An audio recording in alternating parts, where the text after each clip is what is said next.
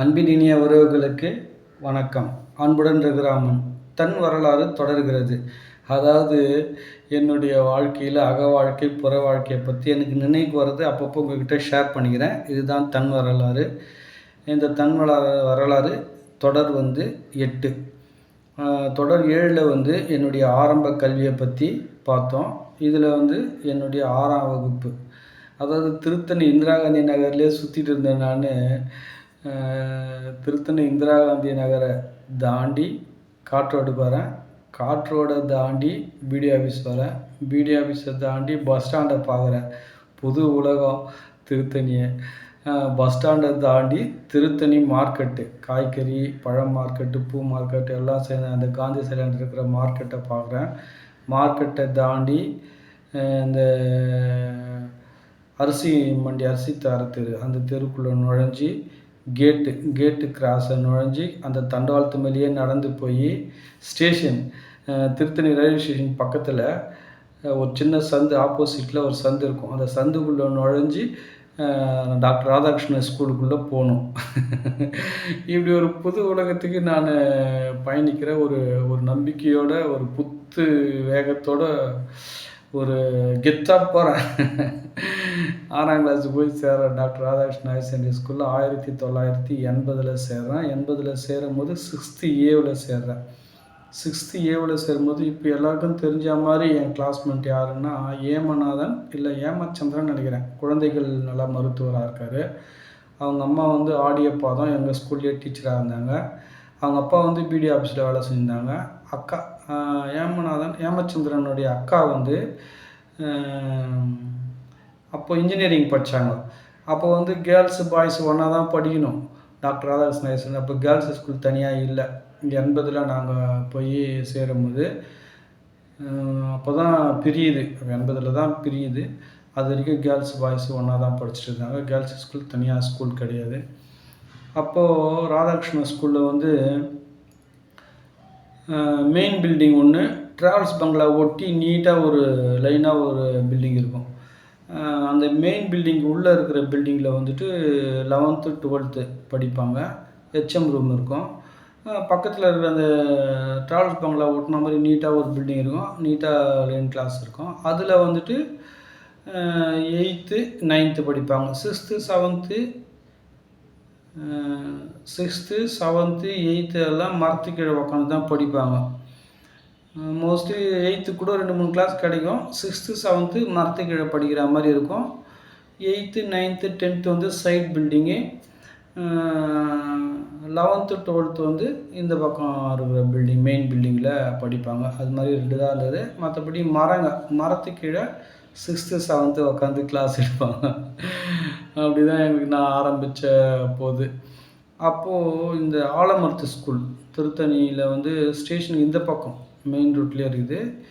அங்கே ஆலமரத்து ஸ்கூல் பக்கத்தில் ஆரம்ப சுகாதார நிலையம், மருத்துவமனையாக இருந்து கவர்மெண்ட் ஹாஸ்பிட்டல் அது.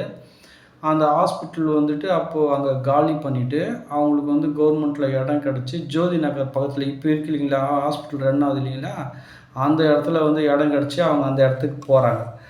அப்படி போகும்போது இந்த பில்டிங்கை நீங்கள் க்ளீன் பண்ணி பயன்பாட்டுக்கு எடுத்துங்கன்னு சொல்லிட்டாங்க கவர்மெண்ட்டில். அப்போது 6th நான் ஜாயின் பண்ணியிருக்கேன். நீலகண்டன் சார், ஸ்கவுட்ஸ் சார், அவர் தான் கிளாஸ்க்காக வரார். நமக்கு அந்த பில்டிங் கொடுத்துருக்காங்க, நீங்கள் யார் விருப்பமாக வரீங்களோ நம்ம அந்த பில்டிங்கை போயிட்டு சுத்தப்படுத்தி நம்ம எடுத்துக்கலாம், பயன்பாட்டுக்கு எடுத்துக்கலாம் அப்படின்னு ஸ்கவுட் சார், நீலகண்டன் சார் அவர்.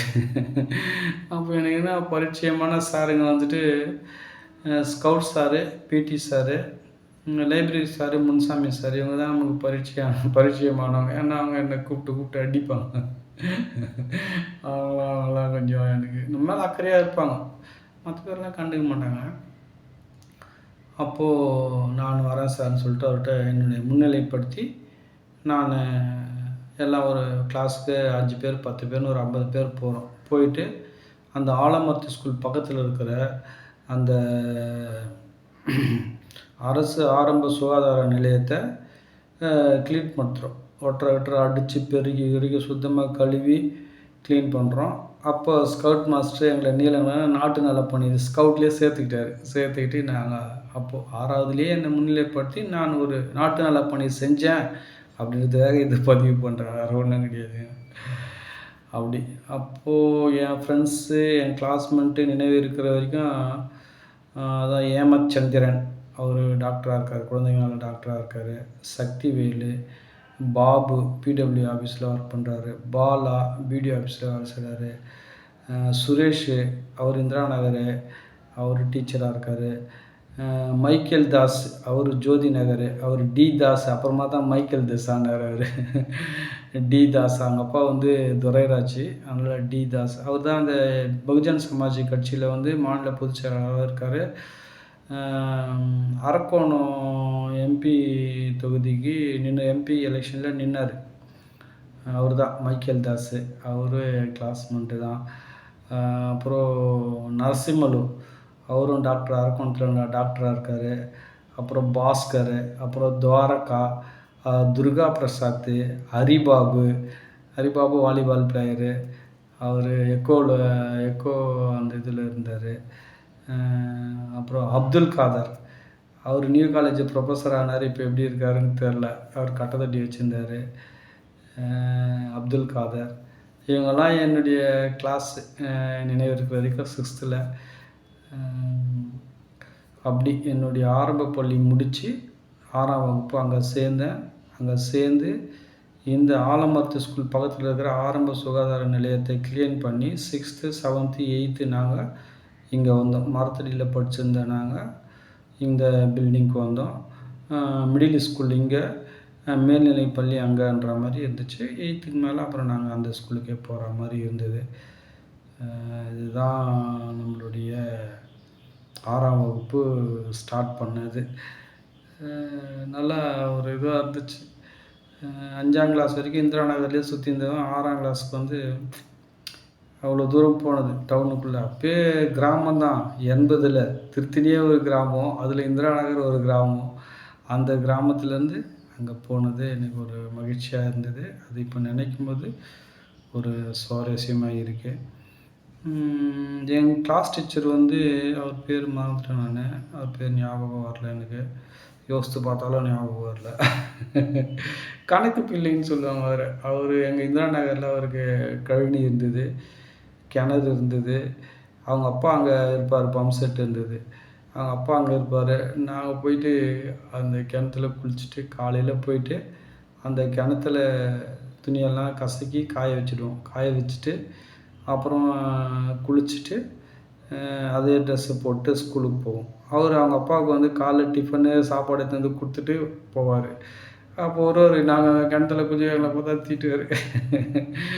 அவங்க அப்பா கிட்ட டபாச்சிட்டு குளிப்போம். அதெல்லாம் நினச்சா ரொம்ப மகிழ்ச்சியாக இருக்குது. இதுதான் என்னுடைய 6ஆம் கிளாஸ் துவக்கம். என்னுடைய தன் வரலாறில் இதனுடைய தொடர்ச்சியை அடுத்த காணொளியில் பார்ப்போம். நன்றி, வணக்கம்.